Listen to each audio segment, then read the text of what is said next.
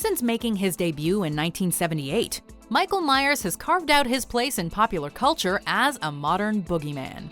On the one hand, you can see why. What with his mountainous build, freakish strength, and creepy William Shatner mask. On the other hand, the boogeyman is often depicted as a mystical creature, whereas Michael Myers is fairly grounded in reality. At least that's how he started out. Before we begin, we publish new content every day, so be sure to subscribe to our channel and ring the bell to get notified about our latest videos. As the Halloween franchise progressed, Michael became powerful to the point that all believability was thrown out the window. Surviving several gunshots to the chest and falling off a balcony is one thing. Surviving a gunshot to the head and an explosion on the same night is quite another. It's time, Michael.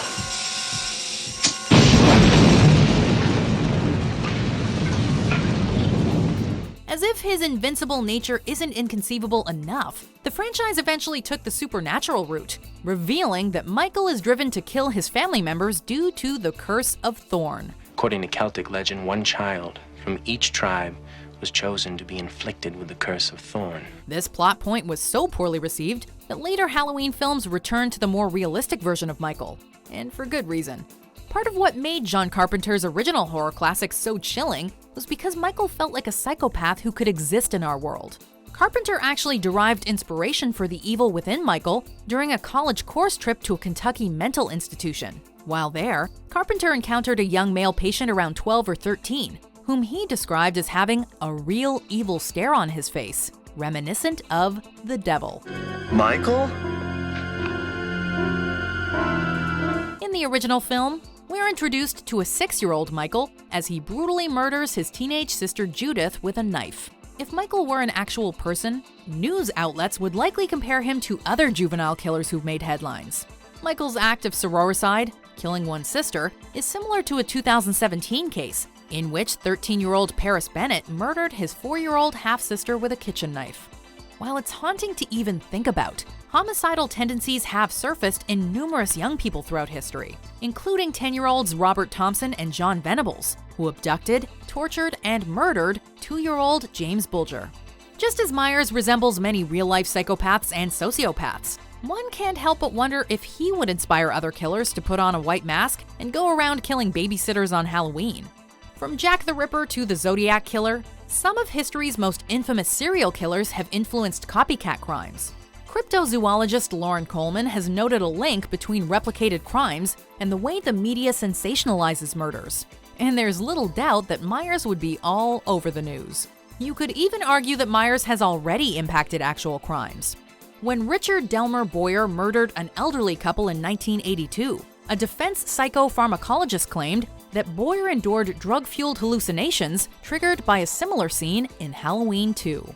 You don't need to take a psych class to know that Myers has some serious issues. If a psychiatrist dug deep into Michael's mind, however, what would his specific diagnosis be?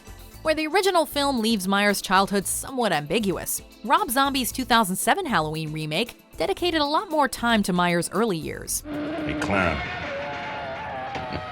Hey. Psycho boy. It's revealed that he comes from a dysfunctional family and suffered abuse from bullies. This plants the seeds of trauma that turn him into a psychotic killer, not unlike many other mass murderers. Professor Anthony Tobia has pointed out that Myers' lack of speech is a clear indicator of a conversion disorder that stemmed from murdering his sister. Well, can't you answer me? Tobia also cited signs of voyeurism, the practice of getting sexual pleasure from watching others partake in intimate activity. However you classify his mental disorder, there's little doubt that Myers is a psychopath, which can be difficult and perhaps even impossible to treat. In many ways, he was the ideal patient. He didn't talk, he didn't cry, he didn't even move. While we're on the subject of pathology, we can only hope that a real-world Michael would have better doctors and security keeping an eye on him. In the event that Myers did escape from his sanitarium, however, avoiding him may be easier than you think. For starters, we'd suggest that you go rent Scream and follow all of Randy's rules for surviving a horror movie. In short, no sex, no drinking or drugs, and no saying, "I'll be right back." However, when it comes to Myers in particular, there are a few other things to keep in mind. When some movie monsters can strike at any time of the year, Myers mostly limits himself to Halloween. So you can plan accordingly for an attack if you live anywhere near the mental hospital where Myers is being held.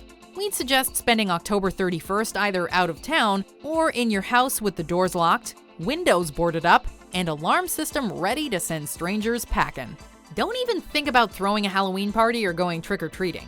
Speaking of which, dressing as Michael for Halloween wouldn't be the best idea, as it could lead to potentially fatal confusion.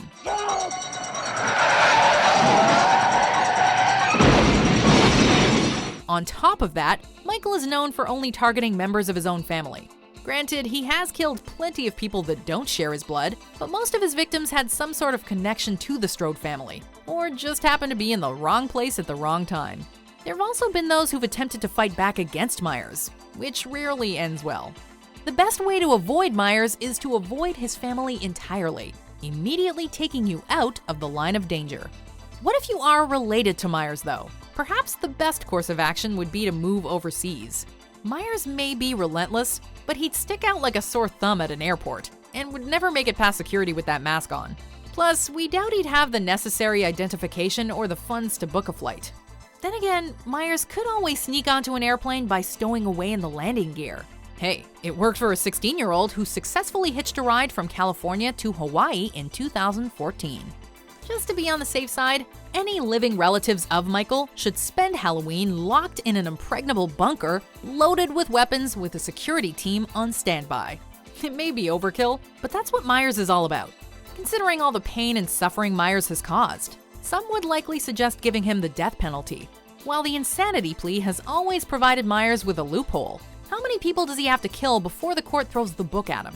Given how much Myers has already survived, however, there's not even a guarantee the electric chair or lethal injection would finish him for good. If his track record proves anything, is that there's only one way to kill Michael Myers: low ticket sales. Then again, even if people stop paying to see his movies, that still probably won't prevent Hollywood from resurrecting him again in a reboot. Do you agree with our picks? Check out these other great clips from WatchMojo, and be sure to subscribe and ring the bell to be notified about our latest videos.